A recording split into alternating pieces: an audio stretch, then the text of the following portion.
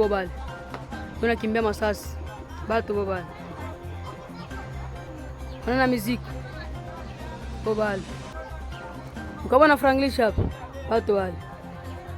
Hali ya usalama inaendelea kuwa tete katika mashariki mwa Jamhuri ya Kidemokrasia ya Kongo DRC kufuatia mapigano mapya yaliyoripotiwa katika maeneo ya Kivu Kusini na Kivu Kaskazini.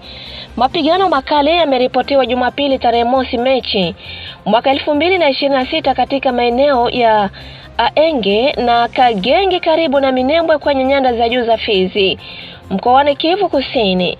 Kwa mujibu wa vyanzo vya ndani, mapigano hayo yanawahusisha waasi wa makundi ya Twirwaneho na Red Tabara wanaodaiwa kushirikiana na muungano wa M23 ARC chini ya AFC dhidi ya makundi ya wazalendo maarufu kama wazalendo. Mashuhuda wanasema milio ya silaha nzito na nyepesi ilisikika kwa saa kadhaa, huko baadhi ya wakazi wakilazimika kuyahama makazi yao kwa hofu ya usalama. Taarifa hizo pia zinaeleza kuwa vyombo vya anga vinavyoaminika kuwa ndege zisizo na rubani au helikopta za kivita zilifanya mashambulizi ya mabomu katika baadhi ya maeneo ya mapigano. Jeshi la FARDC limetangaza kurejesha udhibiti wa maeneo kadhaa ya kimkakati katika nyanda za juu za Fizi na Mwenga, mkoani Kivu Kusini mashariki mwa Jamhuri ya Kidemokrasia ya Kongo, kufuatia mapigano makali dhidi ya muungano wa waasi wa M23 AFC na washirika wao. Mbali na mji wa Mikenge, makao makuu ya sekta ya Itombwe, jeshi linasema limechukua tena vijiji vya Aenge, Eshiita, Bilalo mbili na Bidego ya kwanza vilivyoko karibu na Minembwe katika wilaya Fizi na Mwenga.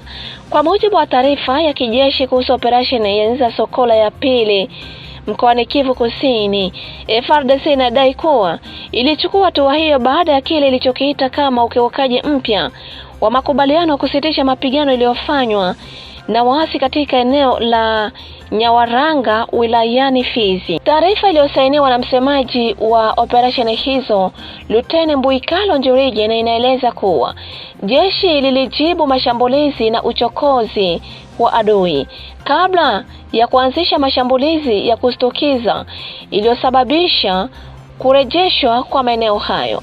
Kwa mujibu wa vyanzo vya ndani, waasi 20 wanaodaiwa kuuawa katika mapigano hayo.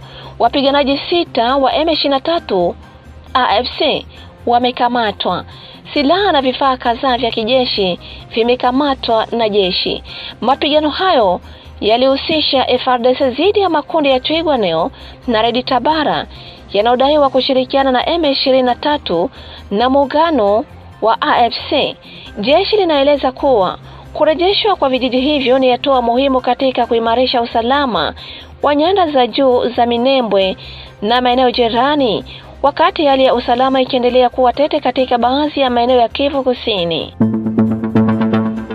Katika mkoa wa Kivu Kaskazini, waasi wa muungano wa AFC M23 wanaodaiwa kurejesha udhibiti wa mji wa Katoi Center wilaya Masisi Jumamosi tarehe 28 Februari majira saa 11 jioni kufuatia mapigano dhidi ya wazalendo. Vyanzo vya ndani vinaeleza kuwa baada ya kuteka tena mji huo, waasi hao walipanua udhibiti wao katika vijiji vinavyozunguka Katoi Center pamoja na maeneo mengine ya sekta ya Osobanyungu.